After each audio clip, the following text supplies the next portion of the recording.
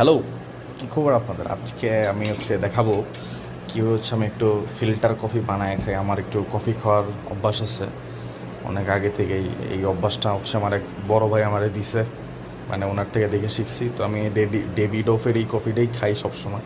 একটু চিনি দিই, চিনি না দিলে অবস্থা খারাপ হয়ে যায়। ও বড় কফি এনথুজিয়াস্ট হয়ে যায়নি, মানে একটু চিনি লাগে। সো আমি আমার কফির জারটারে প্লাগ করে দিলাম। এখন আমার একটু এই ফিল্টারটার ভিতরে আমি এর আগে একটু বানায় খাইছিলাম, পুরোটা ক্লিন করে নিই। কফি খাইতে পারি না, এই সামান্য পরিমাণ কফি দিয়ে দিলাম। নইশো এটা জায়গায় রাখে দিল করা অনেক মুশকিল। একটু দেখছেন, একটু চিনি দিলাম, অল্প একটু চিনি খাইতে হয়, নাইলে হয় না, মানে পারি না চিনি ছাড়া। দিয়ে দিলাম।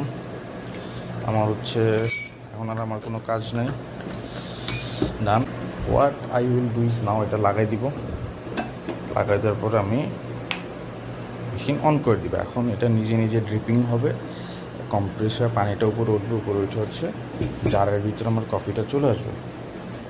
সর্বোচ্চ 1 থেকে দেড় মিনিটের মতো সময় লাগে। এই যে অলরেডি যে আমি জানি না আপনারা দেখতে পাচ্ছেন কিনা, অলরেডি আমার কফি আসা শুরু হয়ে গেছে। একদম একটু চিনি দিয়ে খাই, মোটামুটি হয়ে গেছে। এই যে আমি আমার কাপে ঢেলে নিচ্ছি। খুব খুব একদম হালকা হয়েছে, আমি হালকাই খাই করে দিলাম। ক্যাপাসিটি অনেক, আমি আসলে 1 কাপ বানাই খাই এই কফি, আর কেউ খায় না আমার সাথে।